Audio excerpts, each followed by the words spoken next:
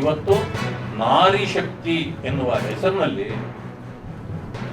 ಪ್ರಧಾನಮಂತ್ರಿಗಳಾಗಿರ್ತಕ್ಕಂಥ ಮೋದಿಜಿಯವರು ಒಂದು ವಿಶೇಷ ಅಧಿವೇಶನವನ್ನು ಕರೆದು ಇವತ್ತು ಎಲ್ಲ ಹೆಣ್ಣು ಮಕ್ಕಳಿಗೂ ಕೂಡ ಸಮಾನ ಅವಕಾಶಗಳನ್ನು ಕೊಡಬೇಕು ಅನ್ನೋ ಕಾರಣ ನಾರಿ ಶಕ್ತಿಯ 3 ದಿನಗಳ ಇವತ್ತು ಸದನವನ್ನು ಕರೆದು ಒಂದು ಬಿಲ್ ಅನ್ನು ಮಂಡಿಸ್ತಾ ಇದ್ದಾರೆ ಇವತ್ತು ಮಂಡಿಸ್ತಾ ಇದ್ದಾರೆ.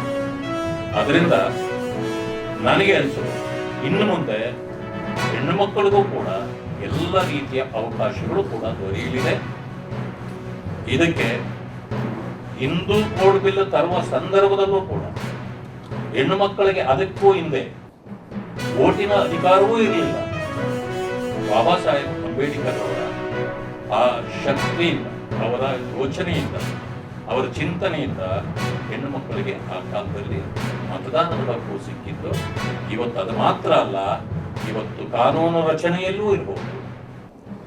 ಎಲ್ಲ ರೀತಿಯಲ್ಲೂ ಇವತ್ತು ಅವ್ರಿಗೂ ಕೂಡ ಸಮಾನ ಅವಕಾಶಗಳನ್ನು ಕಲ್ಪಿಸಿಕೊಡುವ ನಿಟ್ಟಿನಲ್ಲಿ ಭಾರತದ ಪ್ರಧಾನಮಂತ್ರಿಗಳಾಗಿರ್ತಕ್ಕಂಥ ನರೇಂದ್ರ ಮೋದಿಯವರು ಬಾಬಾ ಸಾಹೇಬ್ ಅಂಬೇಡ್ಕರ್ ಅವರ ಚಿಂತನೆಗೆ ಶಕ್ತಿಯನ್ನು ಕೊಟ್ಟಿದ್ದಾರೆ. ಇನ್ನೂ ಅನೇಕ ವಿಚಾರಗಳನ್ನ, ಅವರ ಅನಿಸಿಕೆಗಳನ್ನ ಮೋದಿಯವರು ಕಾರ್ಯರೂಪಕ್ಕೆ ತರ್ತಾರೆ ಅಂತಕ್ಕಂಥ ಮಾತನ್ನ ತಮ್ಮ ಮುಂದೆ ಹೇಳುತ್ತಾರೆ.